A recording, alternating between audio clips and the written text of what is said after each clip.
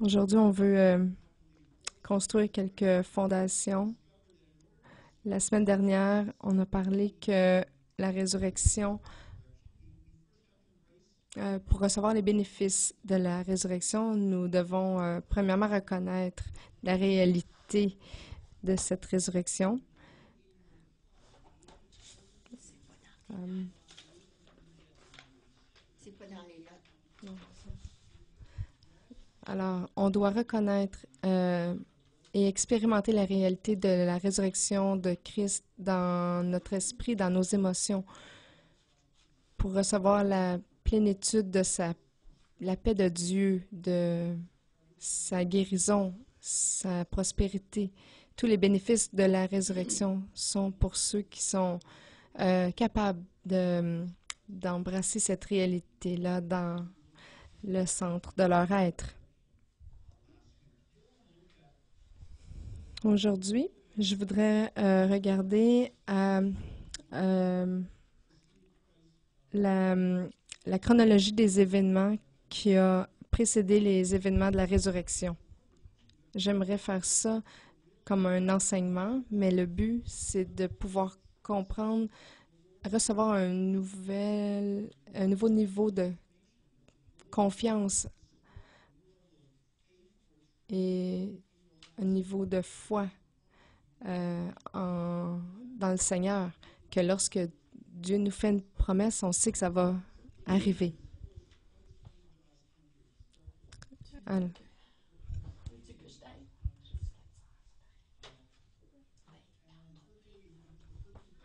si tu trouves que Alors, on va commencer par regarder à quoi ressemblait un jour biblique par rapport à aujourd'hui, à ce que notre jour à nous a l'air. Donc, dans Genèse 1, verset 5, j'ai pas le français. OK. Dieu appela la lumière jour, il appela les ténèbres nuit. Ainsi, il y eut un soir, il y eut un matin. Ce fut le premier jour. Donc, la Bible commence un jour alors que le soleil se couche.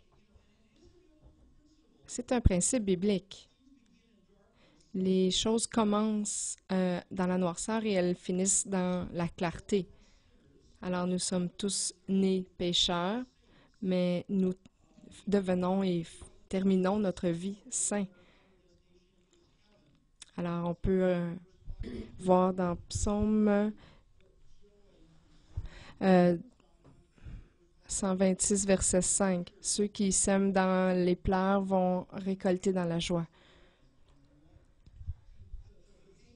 Les païens et les non-croyants ont une vision de la vie qui dit que le jour commence lorsque le soleil se lève et qu'elle se termine lorsque le soleil se couche. Alors, ils croient aussi que tout ce qu'ils ont dans cette vie, ils vont le perdre parce qu'ils ne croient pas en Christ. Mais nous, les croyants, nous comprenons que ce qui commence dans la noirceur va se terminer dans la lumière.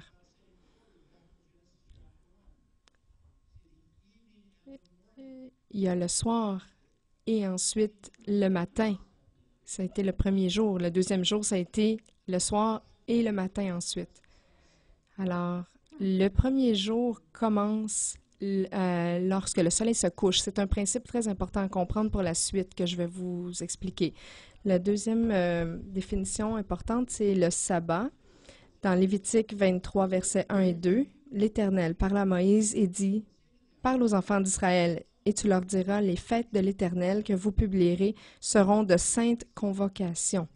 Voici quelles sont mes fêtes. » Alors, Dieu dit que ces saintes convocations, ces fêtes, sont des temps qu'on met à part pour le Seigneur, pour faire la fête avec lui.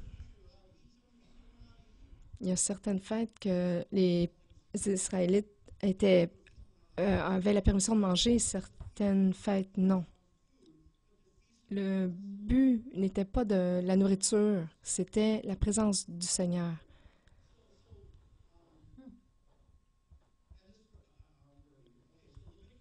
Alors, Lévitique, chapitre 23, verset 32. Dès le soir du 9e jour jusqu'au soir suivant, vous célébrerez votre sabbat. Donc, c'était le jour biblique, comme on a vu tout à l'heure. Le sabbat devait être célébré du coucher du soleil au coucher du soleil suivant, cette journée-là. Dans Lévitique 23, versets 3 à 7, on travaillera 6 jours, mais le 7e jour est le sabbat, le jour du repos. Il y aura une sainte convocation. Vous ne ferez aucun ouvrage, c'est le sabbat de l'Éternel dans toutes vos demeures. C'est pour nous montrer ça que le sabbat, c'était une convocation sainte. Et le but était de se régaler du Seigneur.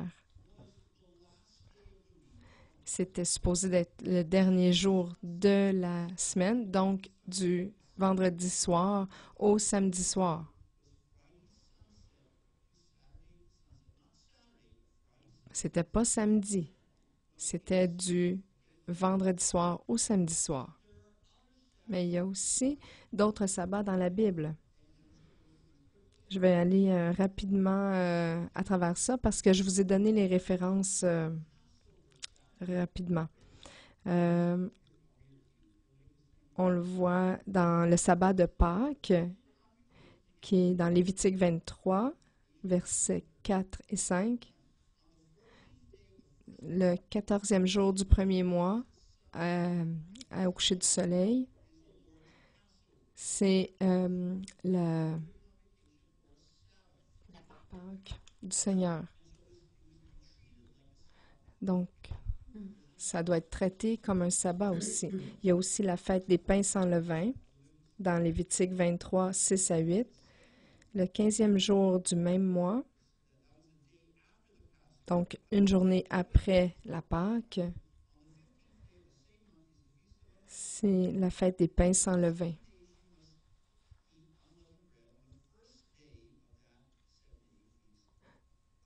Donc, c'était une sainte convocation pendant 7 jours.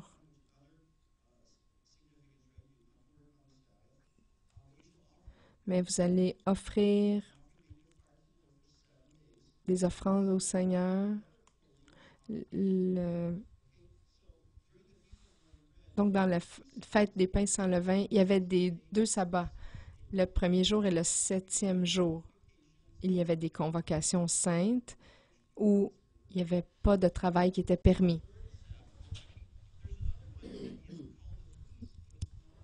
Il y a une autre fête qui n'est pas un sabbat, en fait.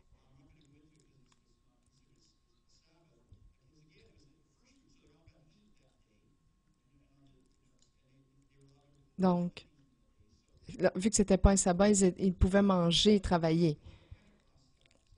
Le 4e, c'est le sabbat de la Pentecôte.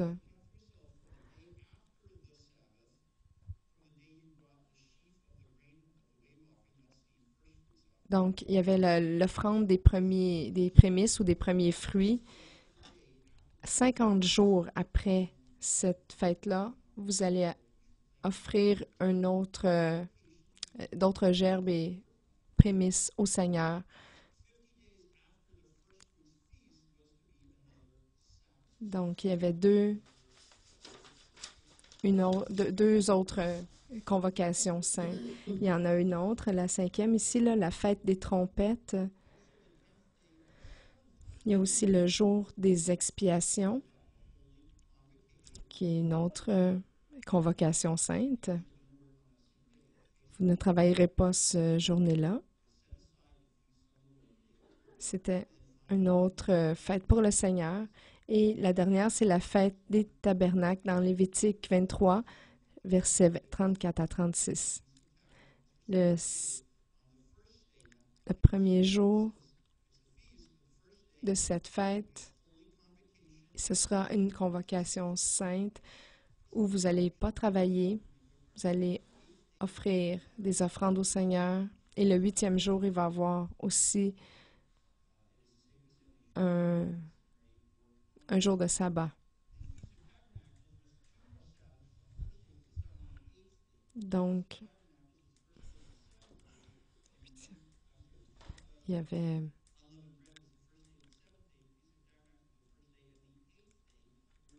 des jours convoqués spéciaux par le Seigneur pour être des jours de sabbat parmi les fêtes.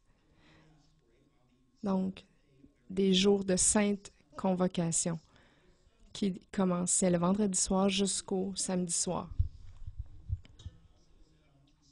Les Juifs réfèrent à cela en disant que c'est des sabbats spéciaux, mis à part, plus importants.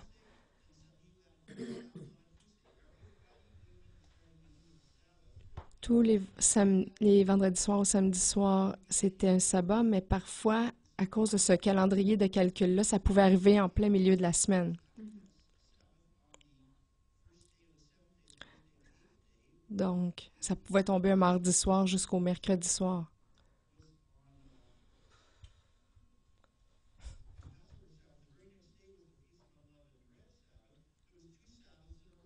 Donc, même dans la fête des pains sans levain, il y avait 2 sabbats, 2 jours de suite, à cause du sabbat de Pâques et de la fête des pains sans levain. Il y a énormément de sabbats, comme vous pouvez voir.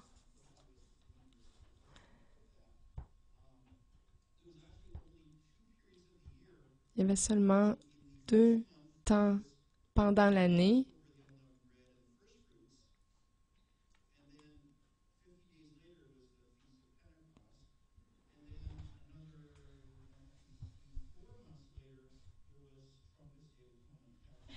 À tous les quelques mois, il y avait des sabbats. Donc, il y avait des extra sabbats à travers ça. Beaucoup de règles bien respectées par les Juifs. Pourquoi est-ce qu'on doit comprendre tout ça aujourd'hui? Je vais vous expliquer la raison. C'est qu'on regarde à la dernière semaine de la vie de Jésus, il y avait des sabbats en extra. C'est pour ça que je voulais vous expliquer tout ça, là. Alors, quand Jésus a-t-il été crucifié? Jean 19, versets 30, 31 et 33. Quand Jésus eut pris le vinaigre, il dit « Tout est accompli », et baissant la tête, il rendit l'esprit, dans la crainte que les corps ne retentassent sur la croix pendant le sabbat, car c'était la préparation. Et ce jour de sabbat était un grand jour. Les Juifs demandèrent à Pilate qu'on rompît les jambes au crucifié et qu'on les enlevât. S'étant approché de Jésus et le voyant déjà mort, ils ne lui rompirent pas les jambes. La préparation, c'était le jour avant la Pâque. Jésus, lui, a été crucifié lors de la journée de préparation. Alors, il ne pouvait pas permettre au corps de rester sur la croix parce que le lendemain, c'était un jour de sabbat. C'était le sabbat de Pâques. Donc, c'était le sabbat de Pâques, du vendredi soir au samedi soir.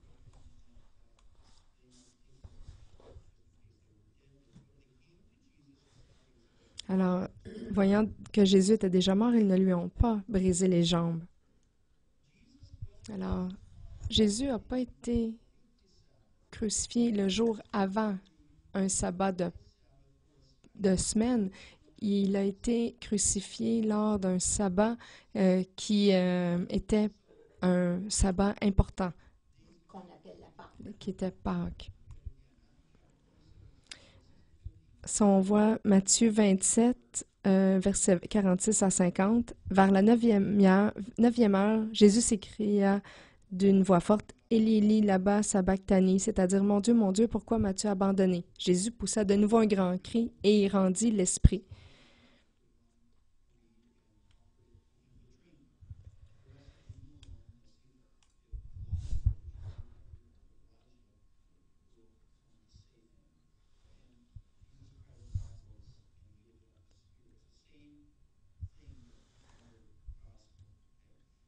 Donc, Jésus est mort à la 9e heure.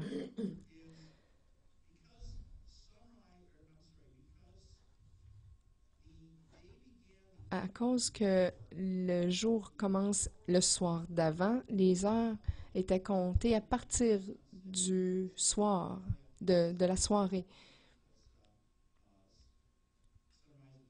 et non pas à partir de minuit.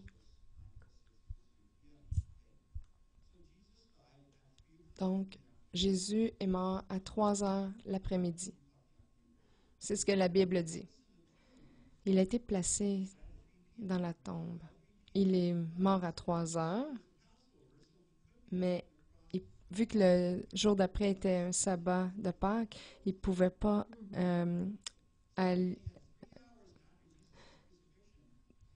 tout simplement pour dire que 3 heures après sa crucifixion, sa mort sur la croix, ils l'ont enlevé de la croix et ils l'ont mis dans la tombe.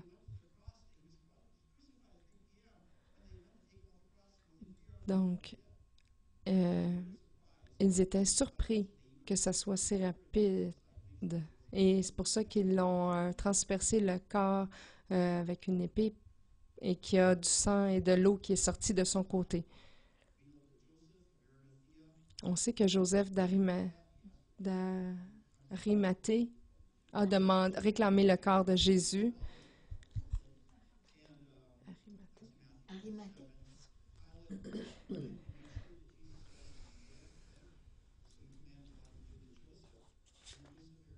Donc, Joseph d'Arimathée avec Nicodème, le même Nicodème qui a demandé à Jésus, est-ce que tu es vraiment le Fils de Dieu? Est-ce qu'un homme peut vraiment naître de nouveau? C'est le même Nicodème.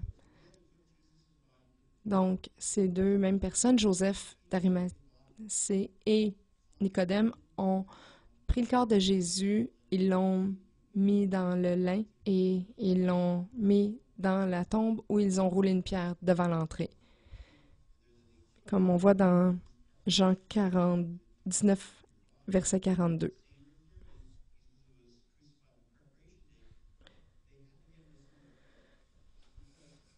Donc, ils devaient préparer Jésus rapidement parce qu'il ne faut pas toucher à rien de mort pendant le sabbat. Sinon, on ne peut pas célébrer le sabbat. Alors, c'est pour ça qu'ils l'ont mis dans la tombe très près d'où il a été crucifié. Ils n'avaient pas le temps de le transporter loin.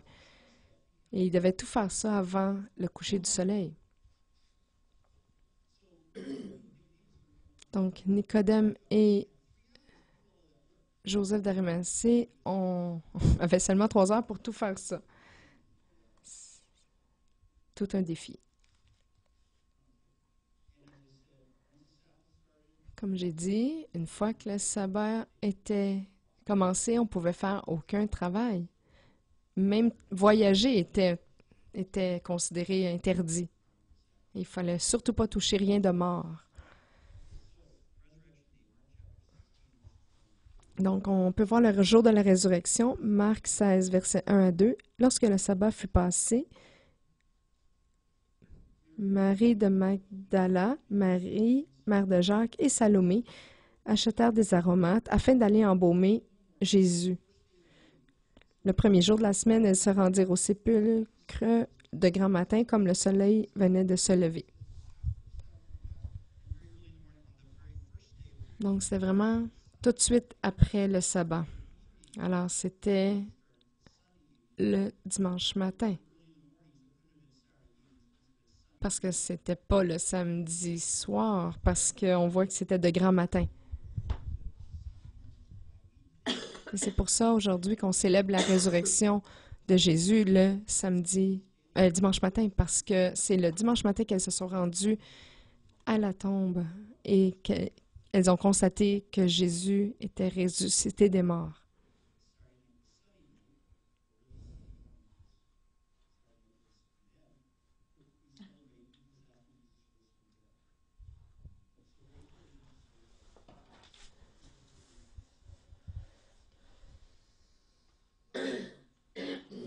Maintenant, il y a une prophétie que Jésus a faite à propos de lui-même dans Matthieu 12, verset 40. « Car de même que Jonas fut 3 jours et 3 nuits dans le ventre d'un grand poisson, de même le Fils de l'homme sera 3 jours et 3 nuits dans le sein de la terre. Donc Jésus l'a dit très clairement. Il voulait dire, je serai mort pendant 3 jours et 3 nuits. 3 périodes de 24 heures, pas 3 jours partiels. Donc, exactement comme Jonas. Et on doit le voir comme ça parce que c'est vraiment ça qui est arrivé. Si la prophétie de Jésus qu'il a fait à propos de lui-même était exacte et qu'il a ressuscité le dimanche, il n'a pas pu être crucifié le vendredi. Parce que si on fait le calcul mathématique, ça veut dire qu'il aurait été crucifié le mercredi. On va regarder tout à l'heure s'il y a des preuves de ça.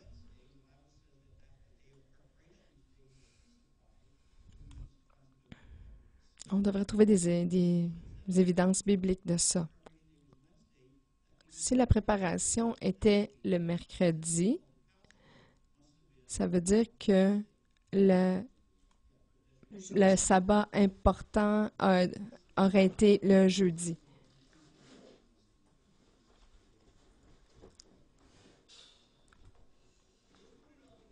Donc, il aurait été crucifié entre le mardi et le mercredi. OK, on va vraiment tout examiner ça ensemble. On va revenir au jour de la préparation et on va faire le calcul à partir de là. Donc 6 jours avant la Pâque, le 9e jour du Nissan.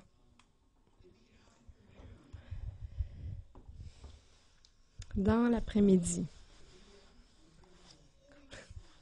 Une semaine complète avant la crucifixion de Jésus. Regardez dans Jean 12, versets 1 à 6. 6 jours avant la Pâque, Jésus arriva à Béthanie, où était Lazare, qu'il avait ressuscité des morts. Donc, c'est ici que la chronologie débute.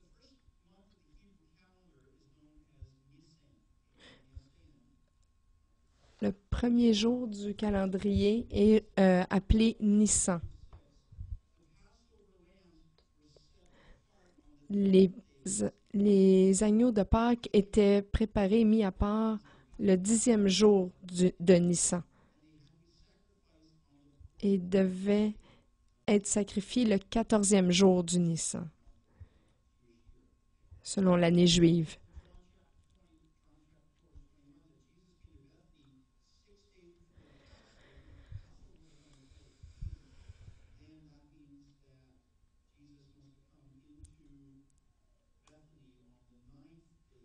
Donc, si c'était...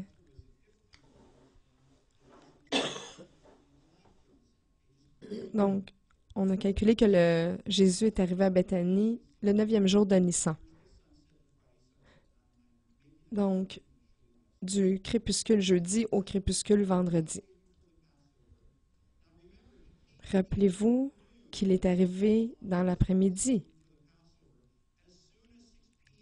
Dès que c'est arrivé 6 heures le soir, c'est la journée suivante. Donc, Jésus arrive à la maison de Simon et Marie met du parfum sur les pieds de Jésus. Marc 14, versets 3 et 8. Comme Jésus était à Béthanie, dans la maison de Simon le lépreux, une femme entra pendant qu'il se trouvait à table. Elle tenait un vase d'albâtre qui renfermait un parfum de nard pur de grand prix. Et elle a répandu le vase, répandit le parfum sur la tête de Jésus. Jésus a dit, elle a donné tout ce qu'elle avait et elle me prépare pour mon enterrement. Elle a embaumé mon corps pour la sépulture.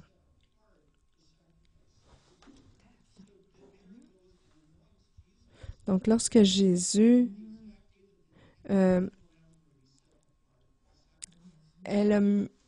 mis son parfum sur Jésus, c'était la même journée qu'on préparait les agneaux pour la Pâque et qu'on le préparait, là, on le mettait de côté pour la Pâque.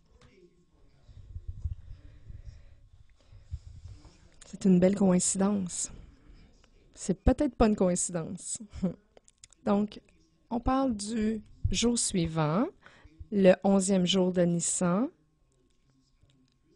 qui était du crépuscule samedi au crépuscule dimanche. C'est 4 jours avant la Pâque. C'est là où Jésus entre à Jérusalem. Jean 12, verset 12. Le lendemain, une foule nombreuse de gens venus à la fête, ayant entendu dire que Jésus se rendait à Jérusalem, prirent des branches de palmier et allèrent au-devant de lui en criant « Hosanna ». Béni soit celui qui vient au nom du Seigneur, le roi d'Israël.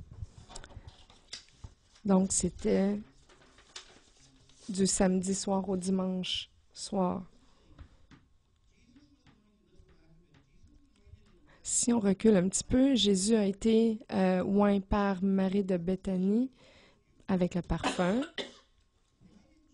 Pourquoi est-ce que Jésus s'est rendu à Jérusalem tout de suite, le jour d'après? Parce que c'était du vendredi soir au samedi soir. Et c'était un jour de sabbat. Donc, tu ne devais pas voyager le jour du sabbat. Donc, Jésus ne pouvait pas faire ça, son entrée triomphante, le jour du sabbat. Alors, c'est pour ça qu'il l'a fait le jour suivant. Donc, le jour suivant,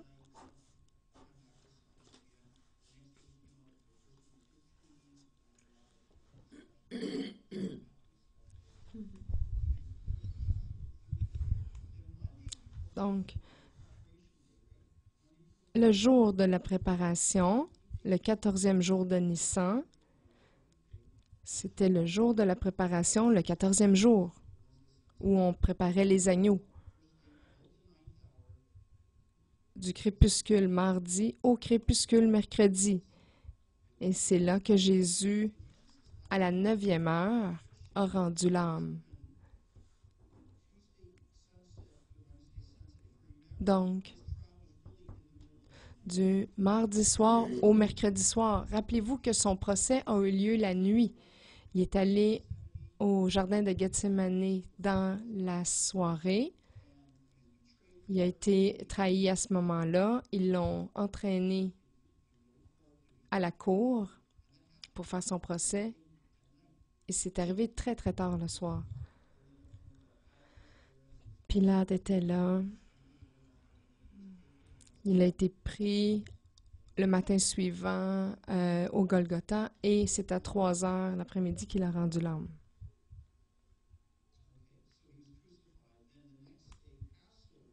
Alors, le jour après, donc le 15e jour de Nissan, c'était le sabbat. Il n'y avait rien qui était permis. Donc, du mercredi soir au jeudi soir. C'était un sabbat, le grand sabbat, le 15e jour de Nissan. Donc, il n'y avait pas de travail ni de voyage qui était permis cette journée-là. Alors, le jour suivant, c'était un sabbat régulier.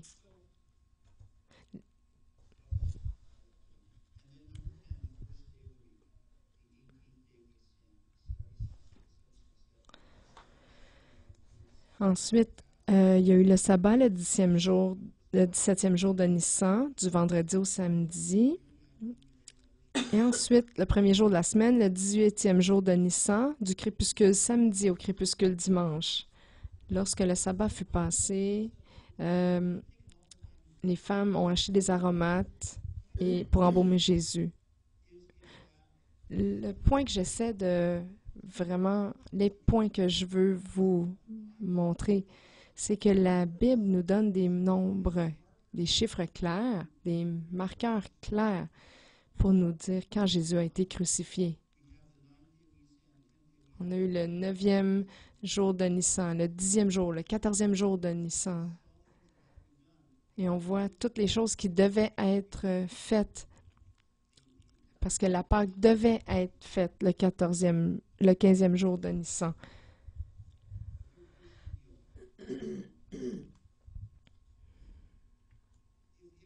Regardez bien ceci.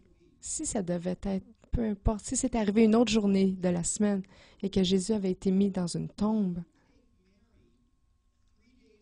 regardez pourquoi ça a pris 3 jours à Marie pour se rendre à la tombe. Ça paraît bizarre de penser qu'une personne qui l'aimait tant que ça, qui a déversé tout son parfum sur ses pieds, Jésus a ressuscité son frère, pourquoi ça lui a pris 3 jours à se rendre à Jésus? Parce que la journée que Jésus a été crucifié sur le jour de la préparation, le lendemain, c'était la Pâque et on ne pouvait pas toucher de mort. Le jour suivant, ça a été la fête des pains sans levain. Il ne fallait pas toucher des corps morts non plus. Puis la 3e journée, ça a été un sabbat régulier, le 17e jour de Nissan. Donc, on ne pouvait pas toucher de corps à ce moment-là. Alors, c'est pour ça que Marie a dû attendre 3 jours et 3 nuits avant qu'elle puisse toucher Jésus. Parce qu'il y avait 3 sabbats en ligne.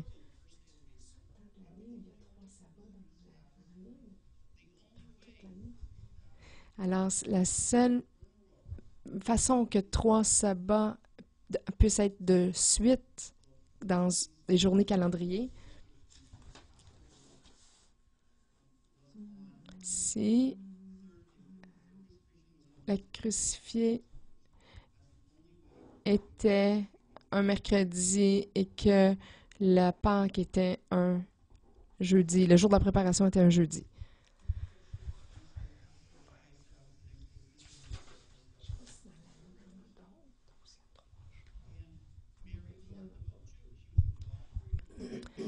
Alors Marie, vu qu'elle, même si elle aimait Jésus, elle craignait Dieu, alors il n'y avait aucune alternative pour elle, il fallait qu'elle respecte Dieu.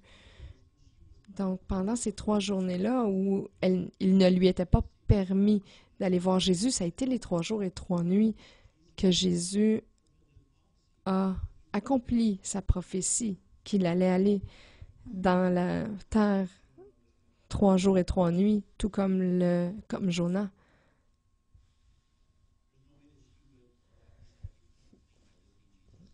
Elle ne pouvait pas se rendre impure en visitant Jésus avant cette période de temps de 3 jours.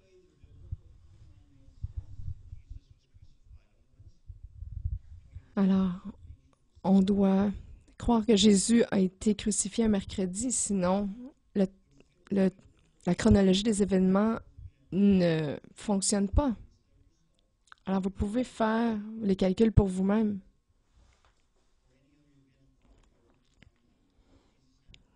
Il n'y a aucune autre manière que ça, que de voir que Jésus a été crucifié un mercredi.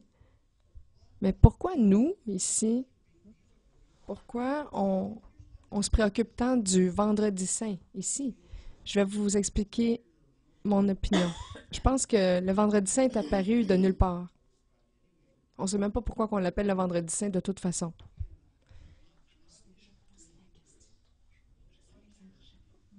Écoutez, je ne suis pas quelqu'un qui croit dans les théories de conspiration, mais je vais vous partager quelque chose. Jésus a ressuscité le premier jour de la semaine. Alors, à partir de là, l'histoire change, le monde a changé, tout change. Le Seigneur a voulu que nous célébrions sa vie à partir de ce moment-là, de célébrer notre liberté, notre victoire sur le péché, notre paix en Dieu.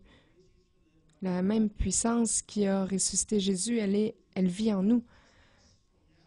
Il voulait qu'à partir de ce moment-là, nous ne soyons plus sous la culpabilité, le remords, les regrets, la dépression.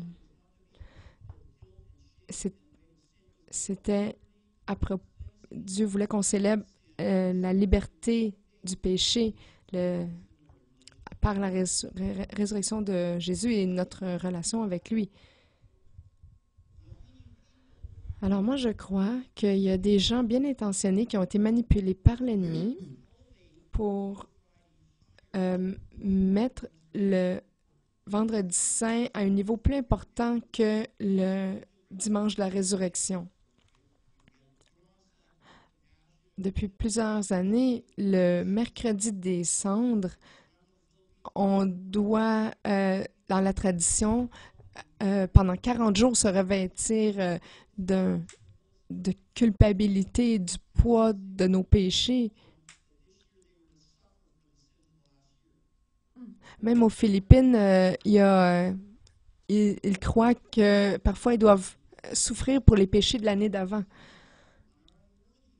Alors, réfléchir à toute notre culpabilité, ça nous empêche de goûter à la liberté de fils et filles de Dieu. Je crois que c'est cette période-là avant le vendredi saint, donc c'est le carême. C'est une œuvre de l'ennemi pour nous voler la célébration de notre liberté en Christ.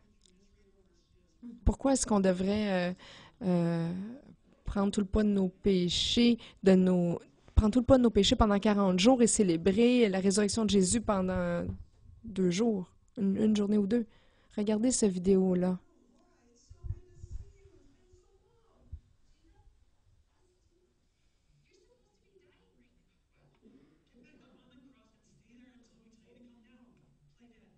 Reste sur la croix et fais semblant d'être mort, là. T'es supposé d'être sur la croix.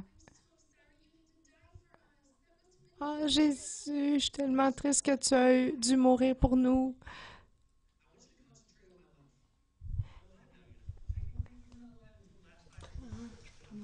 Tu veux que je traduise? J'ai déjà passé à travers tout ça. Regardons ma vie ensemble. Jésus, on se rappelle de toi, on regrette que tu as dû souffrir. Oui, j'ai souffert, mais je veux que tu comprennes pourquoi j'ai souffert. C'est pour que tu aies vécu, que tu vives. Est-ce que tu es vraiment allé à l'enfer? Ah, je peux pas m'imaginer comment c'était. Est-ce que c'était chaud? T'as vu Satan? Oui, c'est une blague? Oui, sérieusement, là. Sois respectueusement avec ce que tu as fait il y a 2000 ans. Ma vie, ma mort est là où ma vie a commencé.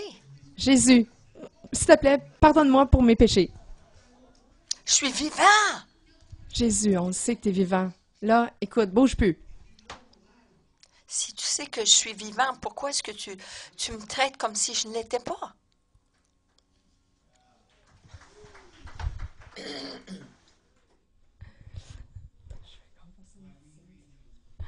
Pourquoi pendant 40 jours, pourquoi est-ce qu'on se traite nous-mêmes comme si on n'avait pas été pardonné?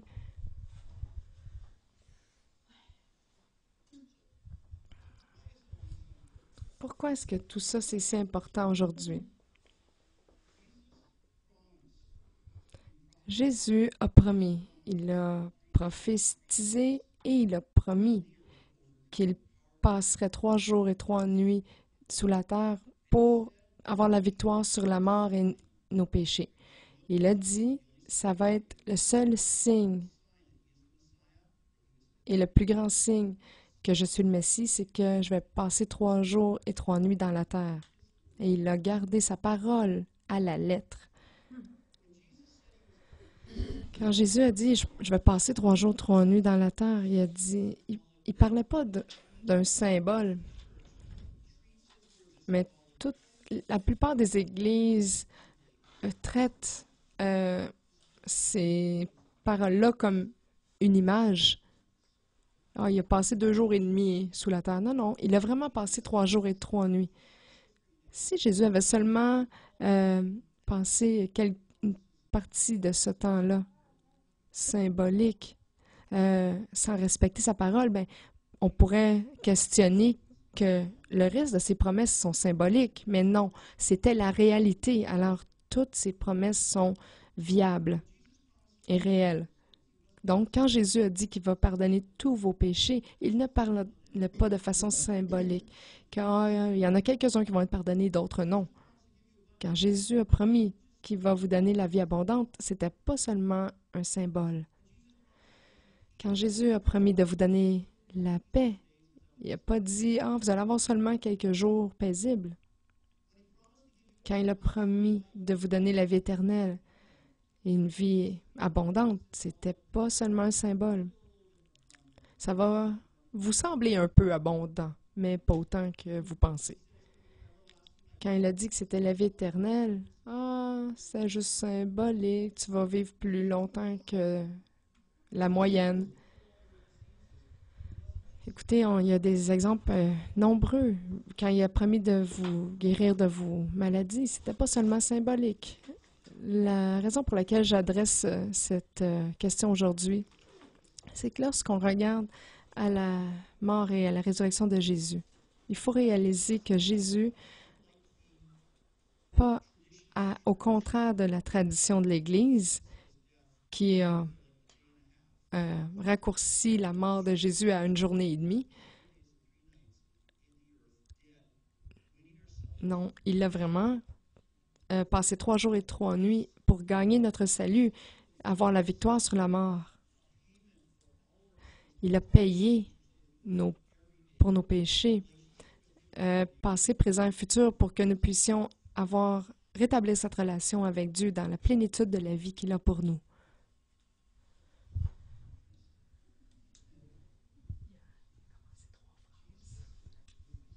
Jésus, quand il a dit 3 jours et 3 nuits, c'était pas symbolique.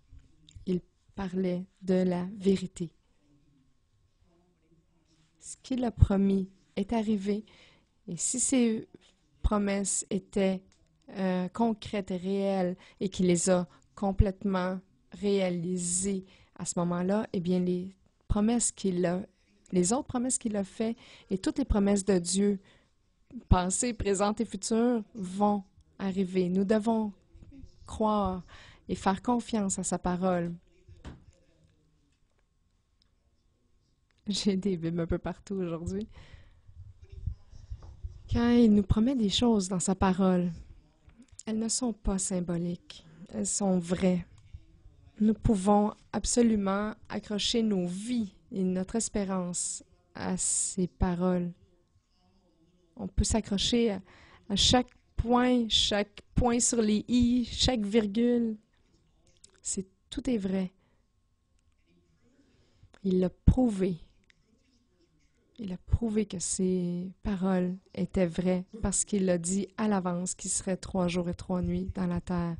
Et il l'a rempli à l'exactitude vraie.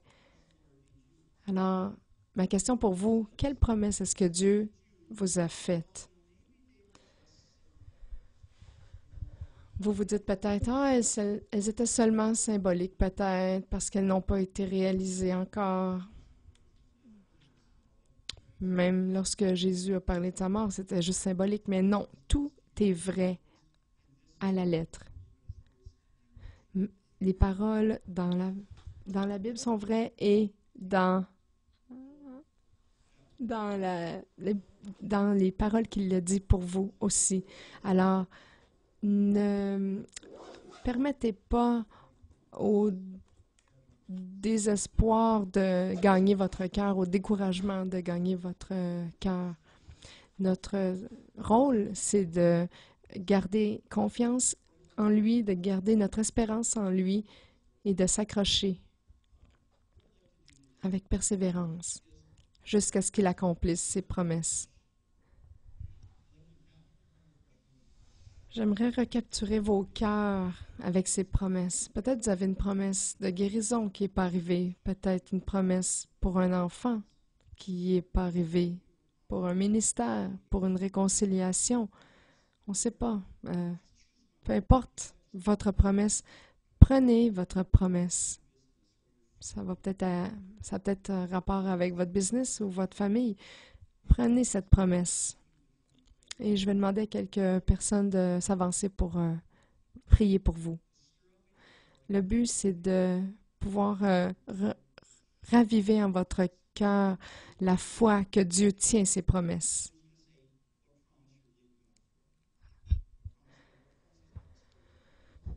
Alors, on va vous demander quelle promesse